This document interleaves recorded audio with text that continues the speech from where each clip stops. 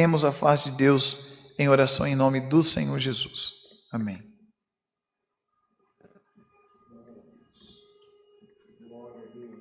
Glória a Deus, glória a Deus. Glória, glória, glória a Deus. Senhor nosso Deus e eterno Pai, nós oramos, Senhor, por todos os pedidos que agora estão sendo, Pai, Senhor, inscritos, quem sabe, Senhor, no chat do YouTube ou no bate-papo, Senhor, naquele comentário do Facebook. Senhor, em nome de Jesus Cristo, abençoa, Senhor. Senhor, atende o clamor dessa mãe que clama pelo filho, dessa esposa que clama pelo marido.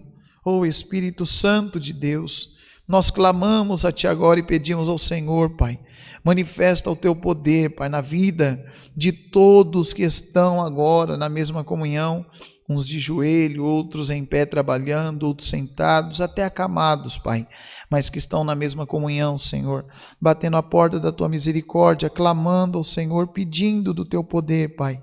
Senhor, socorre a Tua igreja, socorre o Teu povo, Senhor, por misericórdia, Pai, faz milagre na vida desse que está aí agora, Senhor, no lar, Pai, dentro do carro, Senhor, que está, Senhor, chorando, clamando pelo Senhor, Pai.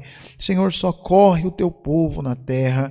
Senhor, eu oro, Senhor, sem distinções, pela humanidade, independente da religião, independente da placa da igreja, independente, Pai, Senhor, se ela é da CCA ou de outra igreja, Senhor, abençoa aquele que agora conosco ora, abençoa aquele que agora conosco clama, em nome de Jesus Cristo. O Senhor possa, Pai, curar o enfermo, libertar o cativo das drogas, libertar, Pai, da bebida alcoólica, das desavenças, Pai. Senhor, esse casamento que está à beira de um divórcio, Senhor, Tu és o Deus que pode restaurar esse lar com paz. Senhor, dá emprego ao desempregado, Pai.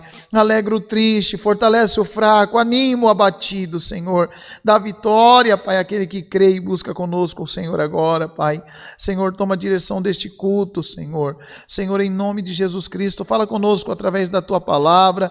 Recebe o nosso louvor, a nossa adoração, Pai, e que o Teu povo possa ser, Pai, revestido pelo Teu poder, no nome de Jesus Cristo assim pedimos, e no nome de Jesus Cristo, aquele que vive e reina para sempre, agradecemos, amém. Glória a Deus, glória, glória, glória a Deus, glória a Deus, Deus seja louvado, amém.